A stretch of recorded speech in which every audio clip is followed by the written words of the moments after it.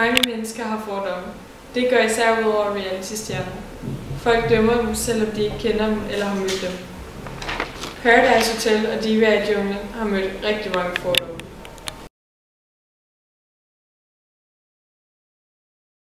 Altså jeg tror jeg har sådan en idé om, at det er unge mennesker, som har et meget stort opmærksomhedsbehov.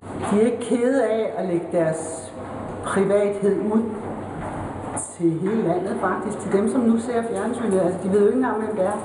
Reality-stjerner. Det er ikke fordi jeg kender så meget til det, men jeg har nok den fordom, at jeg kalder det overhovedet ikke stjerner. Fordi hvis man skal være stjerne, så skal man kunne et eller andet og være et talent. Og det jeg kender til det, så er det nogle halvdumme unge mennesker, som bare vil i fjernsynet. Men det er også en fordom selvfølgelig. Det er, jeg har set en ganske lille smule, når jeg lige sidder og zapper over, hvis ikke der er noget interessant fodbold eller noget andet på fjerneren. Og jeg synes, de virker utroligt naive, mange af dem. Jeg tror ikke, det er de skarpeste knive i skuffen, der vælger at deltage i de der programmer. Tværtimod. Altså, jeg synes, de er pinlige, de fleste af dem. Han der er Sidney Lee, han er da bare meget for meget. Mere end meget for meget. Og hende Amalie er decideret dum at høre på. Ja. Jeg synes, de virker meget uintelligente, og det er måske også meget opstillet, tror jeg. Jeg synes i hvert fald, at reality-serier er meget 10 minutes of fame, men jeg elsker selv at se det, fordi de er simpelthen, jeg ved, de bliver betalt for at opføre sig latterligt. Altså, for eksempel Amalie er et godt eksempel, spiller dum, men er sikkert helt sikkert ikke dum. Altså, det er næsten 100 på. Jeg tror, at meget af det, de siger, er opstillet, og at de får at vide, hvad de skal sige i et program. Der er også folk, som slet ikke har nogen fordomme overhovedet. Nej, vi synes ikke, vi har ikke nogen fordomme om reality-stjerner. De er ikke dummere end os andre. Nogen er, men ja.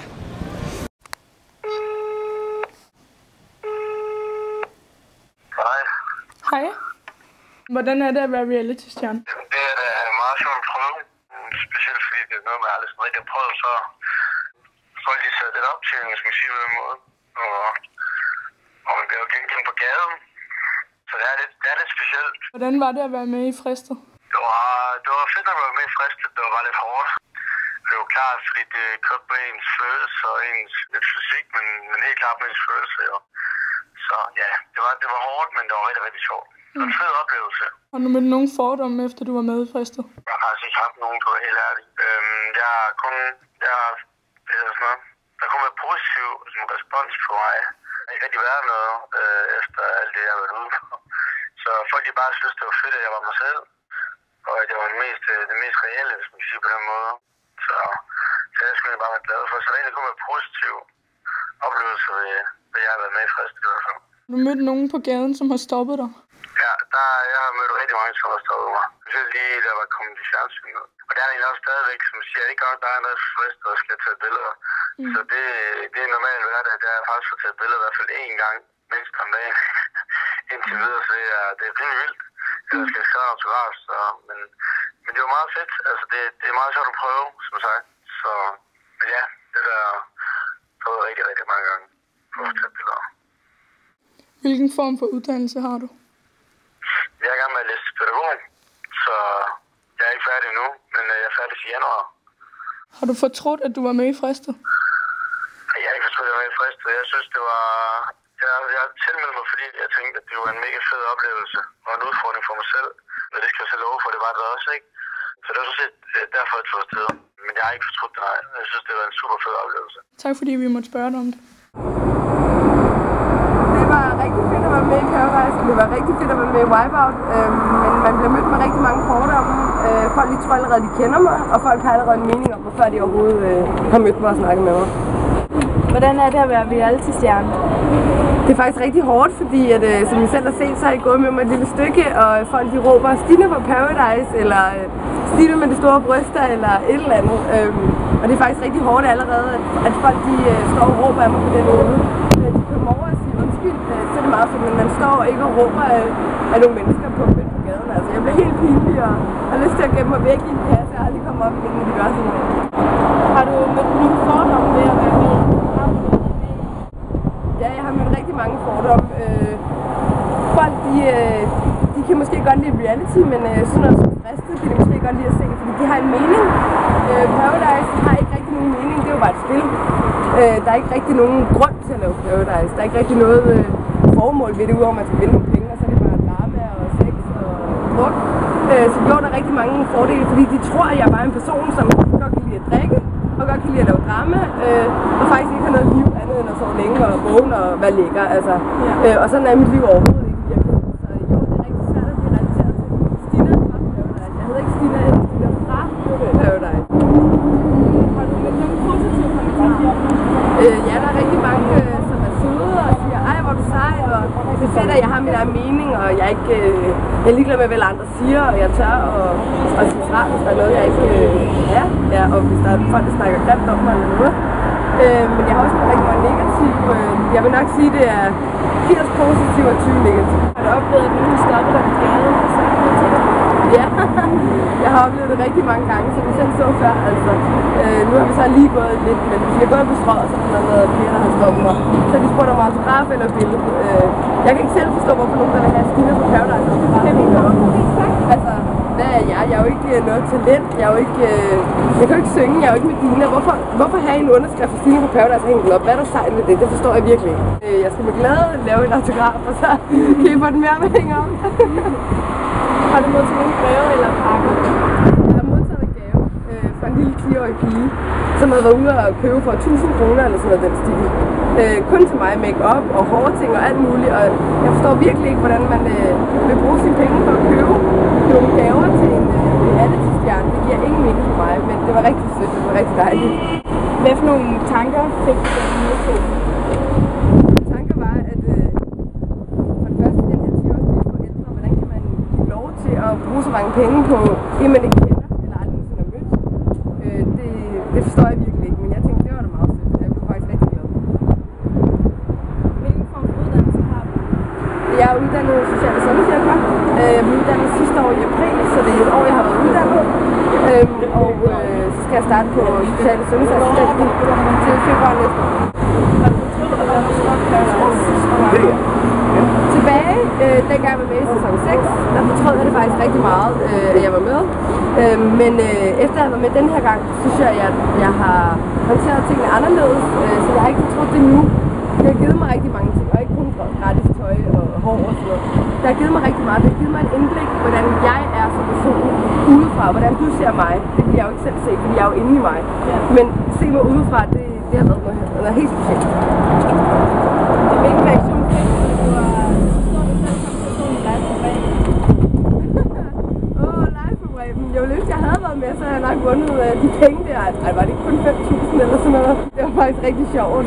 Men det gik jo til velgørenhed, så det var altid noget. Ja. Var det børnene i Haiti eller hvad var det? Ja, det var meget sjovt.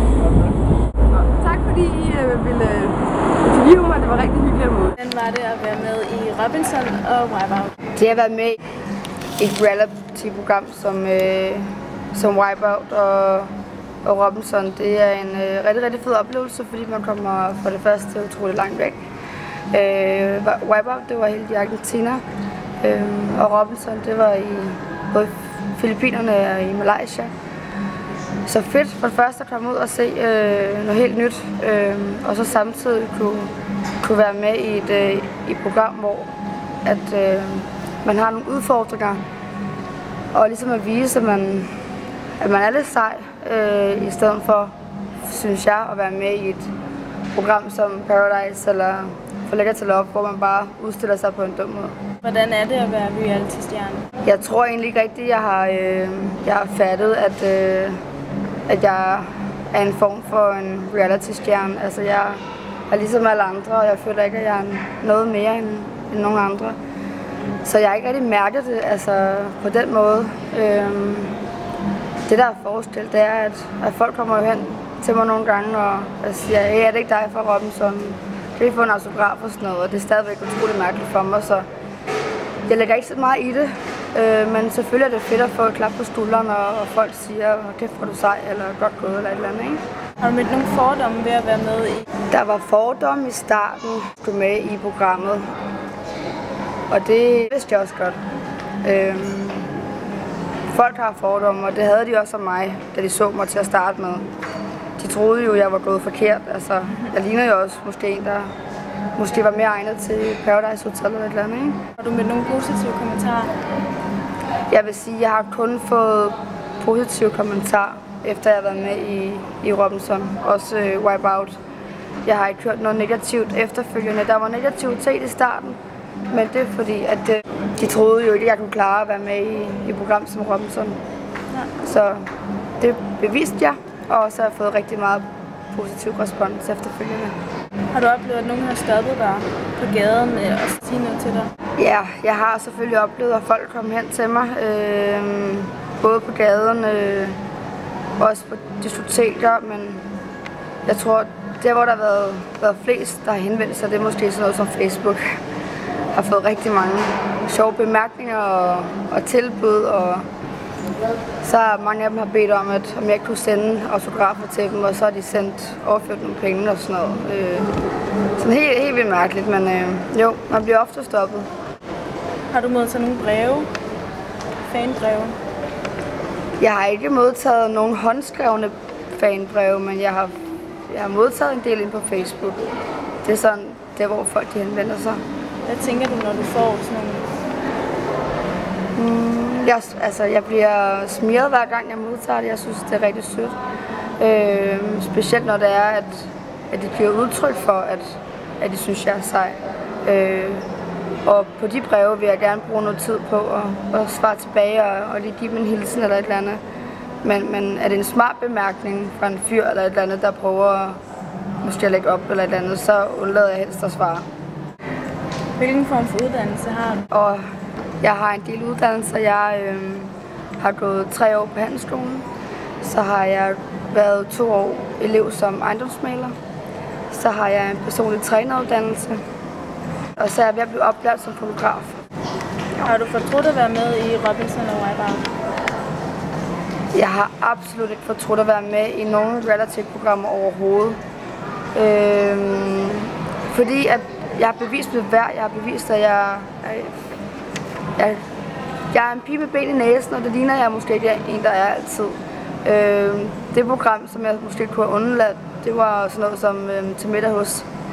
Men det er fordi, jeg endte sammen med Amalie og Peter og Flotte Fyr. Og så blev det sådan noget lidt ligesom Sunny Beach eller et eller andet, hvor det bare gik op i hat og briller, ikke? Og der, det var okay, fordi det var det, man sådan. Det var det, programmet gik ud på, men jeg kunne sagtens have undværet det, fordi det bare gik op i hat og briller. Der er jo en hel masse fordomme om reality-stjerner, at enten så siger vi nogle dumme ting, eller gør vi nogle dumme ting, eller også spiller vi skuespil på tv, og man kan generelt ikke bruge det særlig meget, men det prøver jo at lave om. Ja, der er rigtig mange unge, der skriver til mig hver dag om, hvordan vil du gøre den her situation og den her situation, og så prøver jeg også at give min råd så godt som jeg kan, så jeg kan bruges til noget. Prøve at sige, at det kan godt være, at jeg har lavet reality-tv, men jeg vil stadig have en uddannelse, og jeg fører stadig et normalt liv, og det er ikke noget, man kan leve af her i Danmark. Så få en uddannelse, og lad være med at være med i reality-tv. I've been everywhere, man, looking for someone.